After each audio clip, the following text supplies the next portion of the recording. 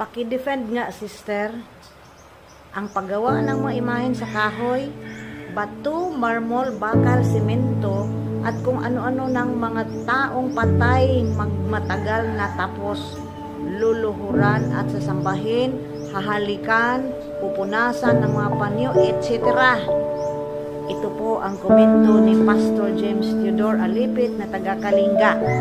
Unang-una, okay, ang paggawa ng mga imahin sa kahoy, bato, marmol, bakal, no? At kung ano-ano pang klase na paggawa ng images, mga kapatid. Yan po ay mabasa sa Biblia. Ang tawag po dyan ay allowed images. Okay? Saan po natin ito mabasa? Una, pinakaunang libro sa Biblia, ang Genesis chapter 1 verse 26. Nangunguna ang allowed images. Sino ang gumawa sa allowed na images na yan? Walang iba, ang Holy Trinity.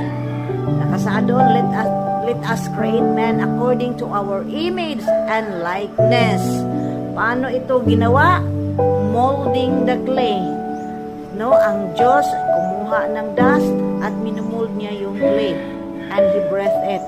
Kaya nagiging si Adan. Kaya ang mukha ni Adan, kawangis ng Diyos. At hito na po yung kamukha ni Adan. Kaiba pala. Mukha ni iba. So, ibig sabihin, itong aking mukha at ang mukha mo, Pastor James, allowed images yan. Another allowed images, Exodus chapter 25, verse 18 to 20. Ayan, inutusan ng Diyos si Moses na gumawa ng image of cherubim. Paano ginawa? Hammered work. No? Hammered work. Ano yan?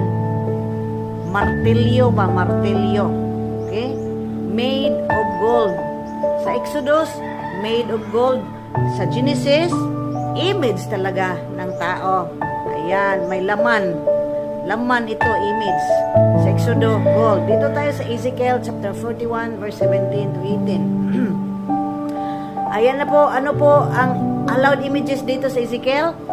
Carved images of cherubim. Another images. At paano ginawa? Kino-carve. May mga artist na kasi noong unang panahon, kaya lang yung artist noong unang panahon, hindi pa masyadong moderno. Kaya yung mga kinakarve nila na images, hindi masyadong na maganda ang finish, mga kapatid. Kaya minsan tabingi yung mukha, o minsan